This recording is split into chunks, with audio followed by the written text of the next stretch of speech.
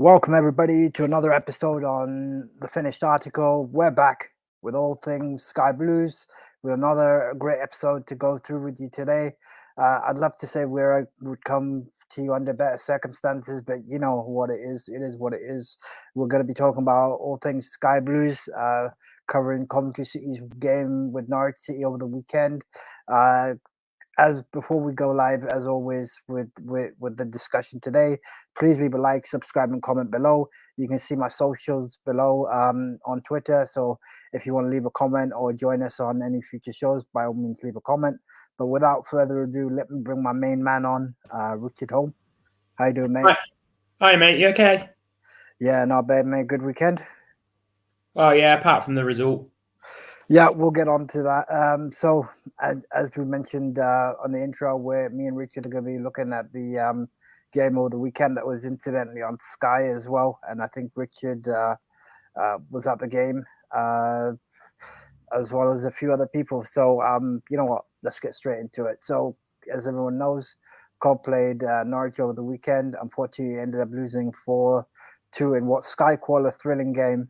I'm not sure how most of the Cov fans felt about it after the first 15-20 minutes. We know that Doug King was in attendance. For some reason, he was smiling just after we went 2-0 down. I don't think he meant to do that intentionally when Cov were playing, but I think the cameras just panned on him. But let's start with Rich. Let me get your thoughts on the game, and then we'll go from there. Go for it, mate. Wow. I mean, I could be sympathetic. I could talk about what good side Norwich are, and I could talk about we know about our injuries. But to be honest, them first 15 minutes, the defending was just unforgivable. It was we were like a pub team. We made Norwich City look like Brazil. Like Yeah, they just tore us apart. I was gonna say I watched it, and for me, I think it was like we basically did a Spurs, to quote Shaz's mother, mate. We fell asleep for the first half hour, and for some reason we just didn't turn up. We were either scared. So I know Robbins went with the same side that we played against Burnley the week before, that myself and Rich attended, but I don't think it worked out. I know Panzo was back from suspension, but he didn't play him, and we're stuck with the same lineup. But yeah, the first goal was comical. The second goal, Wilson should have got a hand to that. And the third goal, well, that was just poor defending. It was kind of like a free shot. I mean, in general, my thoughts on it, because I was watching on Sky, is that the commentators were like, Cover barely managed to wake up. We also saw the fact that a couple of fans started to make their way towards the turnstiles. Now, there's a lot of debate on this, because we see it on social media, whether they actually left the game or they were just gone for a drink or gone for a restroom break. We'll never know. But that was quite a contentious discussion at the weekend as well. But yeah, generally, first 15-20 minutes, I think we weren't at the races. Then got one back through Allen, and then Casey Palmer or Gyökeres. That's still debatable, because the last touch looked quite contentious. And towards the end of the first half, I'm surprised we didn't actually manage to pull it back to 3-0. I mean, after that, we had halftime, and I think the second half for me was really anticlimactic. It's like we literally just invited them to throw pressure on. So I think they took off one of their defenders and brought on Sam McCullum, and then they just managed the game out, and we didn't really seem to do anything else. But I'll throw it over to Rich. Yeah, like I say, we know we're missing McFadzean, and we're missing his leadership. I mean, Rose is the experienced head at the back at the minute, but he's not been playing well. Doyle's not been playing great last few games. Possibly needs a break. But I just think that same lineup gave Burnley a good game last week. Went toe-to-toe with Burnley, but we just got taken apart in them first 15 minutes on Saturday. We showed good character to get back into the game. Because obviously when the third goal went in, you could hear the boos. You could probably hear them on TV. Then Jamie Allen scored a good goal to pull one back. I thought it was a lovely finish by Gyökeres for the second goal, although The media seemed to think it was Palmer. He's been given the goal, but either way, it was a lovely finish. So yeah, I think they both went for it. So at first I thought it was Gyökeres. Then I watched the replay back. It was actually Palmer. But yeah, go for it, mate. Sorry. Like I say, so yeah, we did well to get back into the game, going at half time, just a goal in it.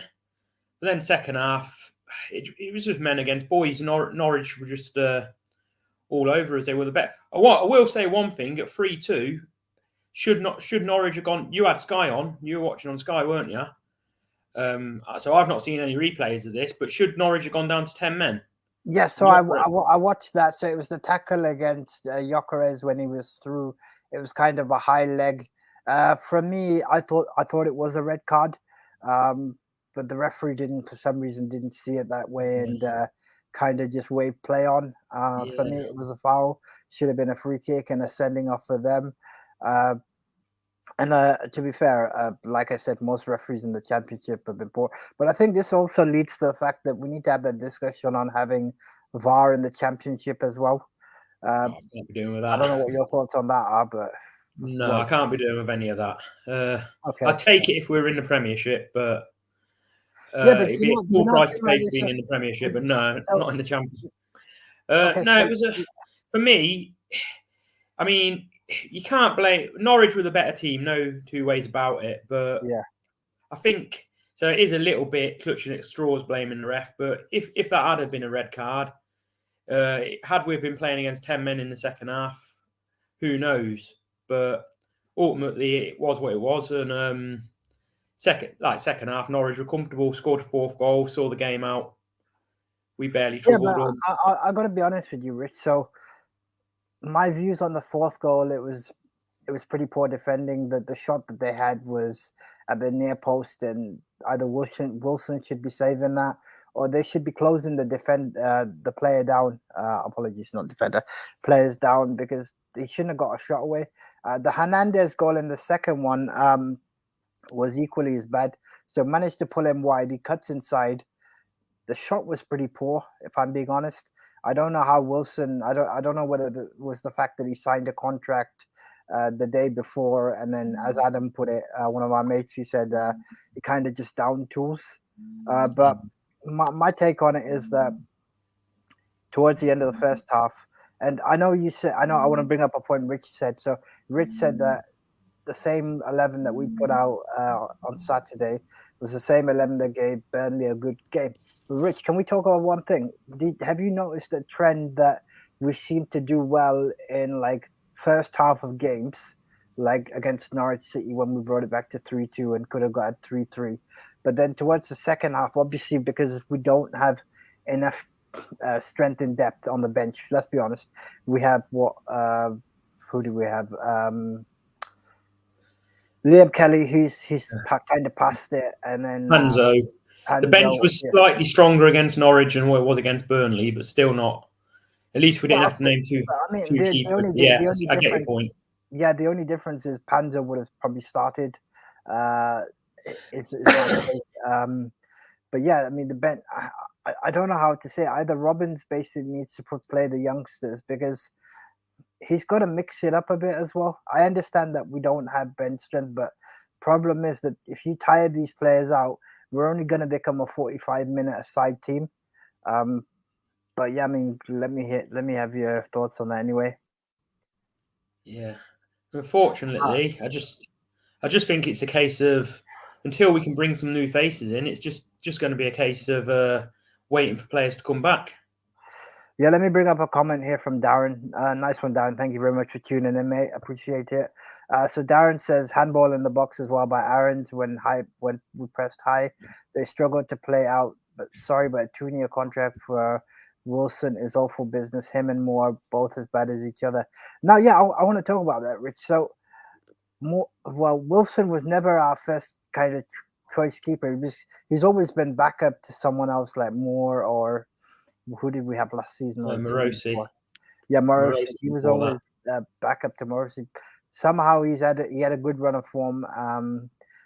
Some of it down to luck as well, but we really need to strengthen. I mean, I was just reading the the CCFC website, and Robbins is after another attacking midfielder like O'Hare and a striker, and possibly someone in defense. But we've now signed 5 players on loan, and I just don't know where the budget is. I don't know whether Doug King can actually sanction anyone for us to sign. I mean, what are your thoughts on that? I mean, he said he is going to bring faces in, but what he said, he said the sensible thing. He's not going to sign players just to make a statement. It'll be a case of he'll bring players in. It'll be the right signing, so it's not going to be overnight. The problem is we've got 9 days before the transfer window shuts. It's not that easy to bring players in, as you probably experienced with negotiating contracts and stuff. But let me bring up another comment here from Darren. Appreciate it, mate. Surely getting Vic on a new contract would be more important than Wilson. Agree with you. Can't remember when Coventry played well for 90 minutes. Yeah, I agree with you, Darren. I think we do need to tie Gyökeres down. Wilson, well, I didn't think he was the top priority. I mean, I know that O'Hare's injured, so he's not going to go anywhere this January. But I think the problem is that Gyökeres, you got to look at him. He's currently our top scorer on 13 goals. Everyone else below him, I think, only has 4. So, as Rich said in the previous podcast, that's starking numbers. Someone was saying we should sell him. If you sell him, we probably will get relegated, if I'm being honest. I don't know if Godden's going to be back fit anytime soon, but we need another strike to support.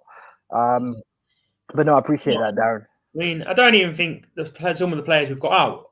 Obviously, we know McFadzean's getting on a bit now. We know Godden's had his injuries. So long term, I don't even think they're the answers. But I just think it'd be good. Right now, we need them back. We need the bodies. We need the experience. Yeah, but yes. I think the other thing we've got to put into perspective is Coventry City are not a bad side. They genuinely have done well this season. Okay, yes, we couldn't play a couple of games at the start of the season because the pitch wasn't ready. But just before the World Cup, we were on a great run of form. And even just after, I know the Swansea game ended 3-3, but we've proven that we do have the ability to score goals. It's just we didn't close the game out. And yes, teams like Burnley and Norwich are tough sides, but it doesn't mean that we should roll over for them. Like we beat Watford just before the World Cup as well. So we are capable of beating any side on a given day. We beat, I think, Sheffield United as well. So we do have that ability. And that Norwich game proves that we do have it. But like Rich said, we kind of didn't start well. I mean, for me, going forward for the rest of the season, I'm not going to rule anything out. I don't think we'll get relegated because I think we'll be good enough to beat teams like Huddersfield and Blackpool. I know there'll be a tough game away. But for me, I think there's enough in the squad to see us stay up now. What happens going forward is anyone's guess. Sorry, Rich, go for Saturday's game against Huddersfield's big because if we can win that, 12-point gap on them. If we lose, maybe we'll be looking over our shoulders a bit. But going back to what you were saying about the goalkeepers, I thought it was a bit of an anticlimax on Friday when Twitter on the Twitter page they said there was news. They posted a picture of goalie gloves and a contract. So the way that they kind of teased the Coventry fans a little bit, I thought perhaps they were going to announce we signed a new goalkeeper. I think Wilson signed a new contract. It's not something I'm unhappy about because he's all right. I mean, but I think we need a better keeper though, to be honest. Simon Moore, I liked him last season, but he just fell apart at the beginning of this season, and he didn't have a great game in the cup against Wrexham. I see Wilson as probably a number 2, to be honest. Maybe I'm being a bit harsh, but. By the way, how do you rate another player I want to talk about is Casey Palmer. So obviously he's come on loan, or is it loan, or is he signed on a permanent? Signed him. I like him. Yeah, he's a good player. I mean, what how do you rate his performances so far? I mean, he's improving as the season's gone on. I thought against Burnley away, I thought he was possibly our best player, but Saturday, to be honest, nobody really had a great game. Exactly, yeah. I mean, let me bring up another comment from Darren. Appreciate it, mate. The problem on Saturday and lately isn't that teams are better than us. We make too many individual errors. Why start Dabo over Panzo? Strange decision. Yeah, no, Darren, I actually agree with you on that. So but Panzo wasn't before his sending off against Wrexham. Panzo had a couple of bad games as well. So he's made some errors. No, I agree, but I think I agree with not Dabo's point. Sorry, Darren's point. Darren's point on the fact that Dabo, whilst he's a good player, he's getting on a bit, and I think we just need to be smart about the players we're playing against certain opposition. Now, if you were to ask me, Shazad, how do you think we'll get on against Huddersfield right now? I would say that I think we'll win because we've got good enough quality. The problem is if we don't kill games off early enough, then teams are more likely to come back and hurt us. And we've said this many a time before, and I know you have as well, that we sometimes games are so tight, the opposition only need one chance, and that's us having lost 1-0. God knows knowing how. I can't remember which game it was. Was it Preston? I think he said we played Preston, battered them, and then not Preston. But I can't remember who was it we played earlier in the season. I can't remember. But yeah, go for it, Rich. Yeah, well, it was Preston at the start of the season, beat us 1-0. Yes, exactly. Yeah, sorry, yeah. Strange game. I mean, interesting times ahead. I mean, Rich, I mean, we've got a couple of weeks of the transfer window left. I mean, what are your thoughts? We need a centre-back. We need a striker. They're probably the two main priorities. But to be honest, I think we need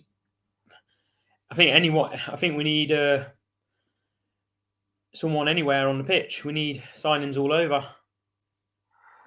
Yes, the interesting point. Did you see? I don't know if you saw the replays of it, but Robbins kind of had an outburst towards the referee in the Norwich game. I think it's the first time I've seen him actually verbally come out and start getting frustrated. I don't know whether it was just frustrated the fact that City were like unlucky or not taking their chances, but you can tell the pressure's wearing on him because he's trying his best with a limited budget and squad. I mean, surely he needs the resources to be able to work and improve. Well, he's probably been under worse pressure in his career. I mean, he was here at in League One when he took over in a relegation battle. So we're not quite in that situation yet. But yeah, it must be frustrating for him. But yeah, let me bring up a comment from Darren. Nice one, mate. Dabo is in the centre half in a back three. I find if Coventry don't score in the first 20 minutes at home in games when teams sit there, we can't break teams down. We need up to maybe 5-6 players. Oh yeah, interesting point, Darren. I think that me and Rich kind of agree, but can you throw some names off of who potentially we could bring in? I don't think we can bring anyone on loan because we kind of we're only allowed to play. I think we're allowed as many loan signings as we want, but we're only allowed to play 5 of them. Okay, fair I believe. enough. I didn't know that. I might be wrong on that one, but we're only allowed to name 5 in the matchday squad. So is the Patterson rumor definitely dead then? That's not happening then? I think so. That's gone quiet. I think he's staying at Swansea now. Okay, well, so much for the excitement over that. I guess I should learn to hold my excitement until I see it officially. But yeah, let's carry on. So to the week ahead, who we got? We got Huddersfield on Saturday, right? Yeah. What are your thoughts on Huddersfield? I think they're currently in the bottom of the Championship. Third from bottom, struggling. So it's one we've got to win. We've got to look to win to get, because like I say, if we were to lose, they'd be 6 points behind us with a game in hand. We'd be looking over our shoulders.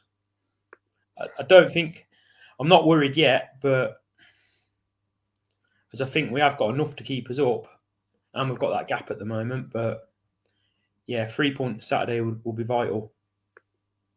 Oh, absolutely. Let me bring up the table for you. Give me a sec. Yes. So this is the Championships table as you can currently see this. Just make this, so let me zoom in a little bit. Yeah, that's better. So Coventry are currently 15th. Bad run of forms. Let's have a look where Huddersfield are. So Huddersfield, in terms of points, we're still actually closer to the playoffs than we are to the bottom 3. But yeah, stranger things have happened. I mean, so currently Huddersfield are currently 22nd on 26 points and not having the best run of form. So we've got them next. So I would agree with Rich. I would definitely say that's winnable. I mean, let's go over to the top half anyway and see who's in front of us. So you got Reading, who are currently on 37. It's QPR 38. Then you've got obviously Luton, Millwall on 42. Interesting. It's quite close at the. It's still quite close actually. Absolutely, it always is with the Championship. One of its fine lines count for a lot. Absolutely. So yeah, let me just stop sharing that and go back to the thread. We've got a new comment here from Dave Edgar. Really appreciate that, Dave. I think we should sell Gyökeres live. Time to cash in quickly as possible next couple of days and spend. Oh dear. To be honest, if it was the summer and we knew we could get a bit for him, enough to bring in 5 or 6 good Championship players, then I'd possibly agree. But right now, we need him, because without Gyökeres, we're going down. Well, yeah, like I said, he's got over half our goals. Yeah, let's actually look at that. Actually, let's have a look at that. That's an interesting point you raised. You ready for this? Give me a sec. And yeah, we've got another comment. Rich, you are right. 5 in the squad, probably an 18-year-old, 19-year-olds. Ukwe Uba forward from Club Brugge. Ex-Chelsea players want to come back to England. Good signing. That's right. We seem to be signing a lot of players from Chelsea and Man City from their academies. Shows we've got the contacts. Which isn't a bad thing, I guess, but we need to find, I think, some proven match winners as well. I appreciate that, Darren. Let me just share every club in the Championship's looking for them. Yeah, probably. But you know what? Danny Ings was available. We should have cashed in on him. Striker. So just bringing up the let me know if you can see that, the Championship's top scorers. And surprise, surprise, Victor Gyökeres is currently second with 12 goals. Actually, it could have been 13 if Palmer's goal wasn't there. And he's currently got 2 assists and played, 6 games more than Tjubka Apcom at Middlesbrough. But if I break it down by club, which I shall do now, yes. The Gyökeres, 13 goals. I guess they're counting the FA Cup as well. Yeah. And then Jamie Allen's got 5. Hamer's got 4. Palmer's got 3. Gordon's got 3. Bidwell's got 1. Oh, so he's not quite got half our goals, but close. Yeah, close enough. Which is quite worrying. And the problem is, if God forbid, as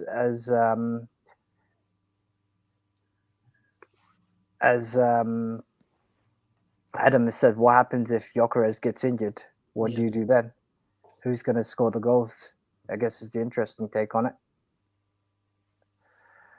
But, yep, without further ado, let me smooth this out of the way.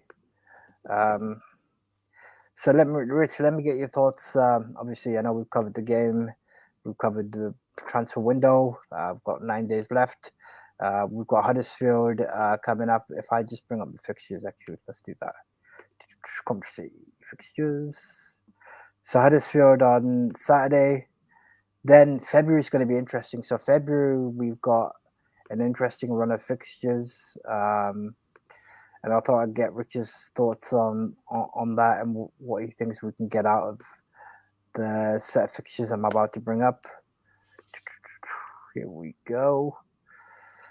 Can you see that, Rich? So we've got West Brom 3rd of Feb away. Yeah, their manager was at the game on Saturday. Yes, he was. You won't have learned a lot from it, hopefully. I don't think anyone learned anything from that. We've got Luton as well on the 11th of Feb at home. Then we've got Millwall. Then we go away to Rotherham, and Sunderland are at home 25th of Feb.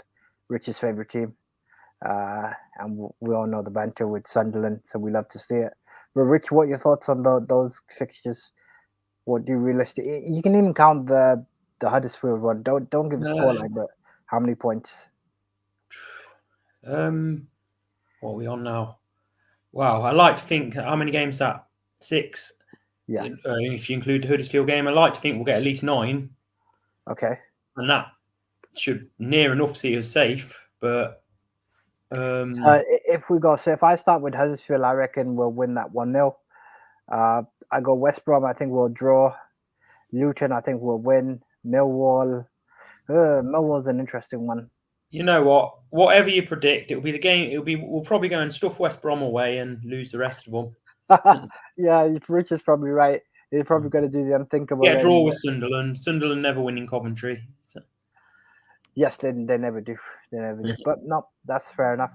Let's bring it back to the comments. I know we've got a few comments here.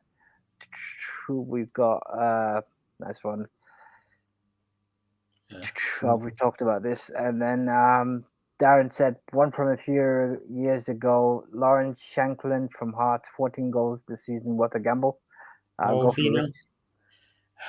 I don't know much about him, but I'm guessing if he scored 14 goals in the top flight in Scotland, I think he'd be out of our price range. But well, that's interesting, Rich. I mean, or Darren, or anyone that's tuning in. I mean, what do you reckon our budget is, or what do you think Doug King realistically can spend in this window? I've not heard anything, but I mean, any thoughts?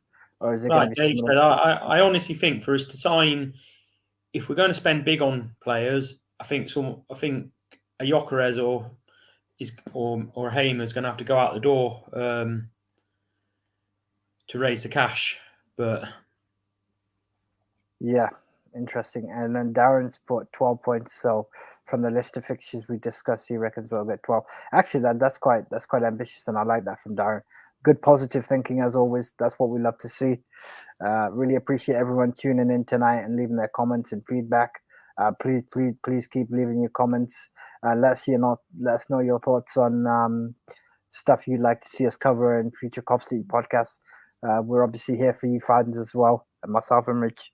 We'll try and get on more podcasts. But final thoughts from Rich before we close up for the day. Anything you'd like to see different? I mean, club-wise signings. What do you reckon is going to happen? I think with what we've got at the minute, I think to an extent, we've got to put Saturday down to a bad day at the office because even with that side out, we're capable of better. But so at the minute, I'm fairly calm. Hopefully 3 points against Huddersfield, and we'll almost be laughing at the fact we're talking about relegation battles now.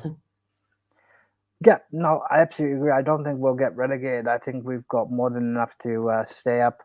Yes, we've had a few bad games, and this month hasn't been the easiest. But I think going forward, we'll pull things around and hit the magic. I think the first step is to hit the magic 40-point mark, as Rich loves to say. Once we can get there, we'll see where we progress from there. But anything's possible. I think this season, again, build on what we did last season if we can improve. If not, then you know what, in the summer they're going to have a rethink about where they want to take the club, because at some point they're going to be like, you've got to strive to achieve promotion. I think we more than hold our own in this league. But yeah, interesting times. But Rich, really appreciate you joining on. Any last thoughts up before we close up? No, I think that just about covers it. Awesome, mate. Awesome. Oh, guys, thank you very much for tuning in today. Yeah. Will we be doing an all-time City 11 podcast at some point this week? Absolutely, yes. So as Richard said, we'll be looking to do an all-time City podcast. So as many comments or as many of you would like to join us on that, please, as always, drop a like on our socials and tune in. Reach out to me on the finished article, YouTube, as well as Twitter. We'll be more than happy to have you on. But yeah, as Richard said, we'll be covering an all-time City 11 and then hopefully get another podcast out after the Huddersfield game at the weekend. But guys, until next time, stay safe and we'll catch you soon. Play up Sky Blues.